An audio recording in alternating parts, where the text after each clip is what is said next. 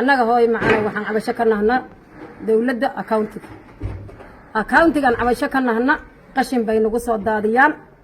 qashinka dad iyo duunyo wax noo roon ma lahan duunyadanada lo iyo arib xoolaha hadday baahdaan ay abaar ku kacdo waxay cunaan loorka bay cunaan maxay cunaan dharka bay cunaan bacda shareeca bay cunaan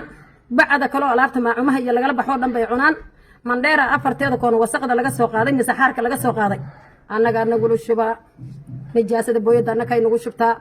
maxaa la dhihi jiray wasaqda kaloo afartan mandheera ilaahay dhammaysi wixii laga soo qaado oo dhan hataa baktiga annaga nagula daadiyaa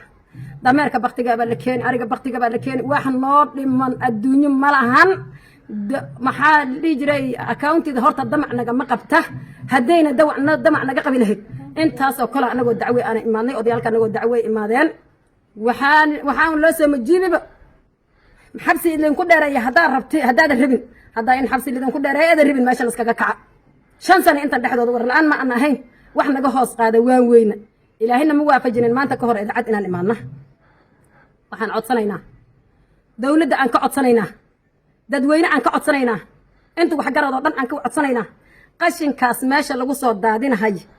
maanta oo arbaca bac ka damba haddaan lagu soo daadinin waa khayr se haddaan nagula soo daadinhayo oo sidii hore uu noogu socdo inaan annagana gacan qaadayna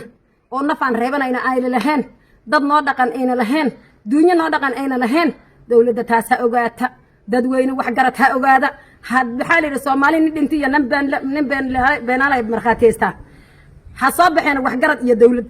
ha imaadeen tuulada qarbaqooley ka baxeeda xagga foodeeda kala jidka haddaa bidix iyo midig bal arki weeye wasaq lagu daadiyey oo la arki weeye meesha awal ay dhaheen halkan baan ku daadinaynaa ay dhaheen uu ka batay oo turaabaha buuraha qabsaday hadday arki waayaan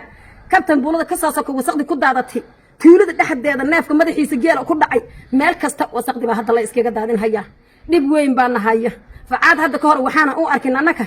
qashin wasaq magaalo laga qaadayo magaalo kale lagu shubhay annaga magaalaan aheeni accountida sidee wayna dilootay si xun bay noo dilootay wax noo dhaqan oon reebanayna malahan waxaan codsanaynaa dawladda inay naga reebato wasaqdii mandhera in nagala reebaan codsanaynaa midaasaa maanta dhibkaasaa maanta na keenay dadweyne waxaa la siiyaa biyo daadis ah annaga nalama siiyo biyo daadis ah biyaha daadiska 3 bilood la caawinhayo reer baadiye iyo magaalo tuulooyinka la caawinhayo kuma jirno qadka uguma jirno dhibka maamada ka hadashay horta waa nahaya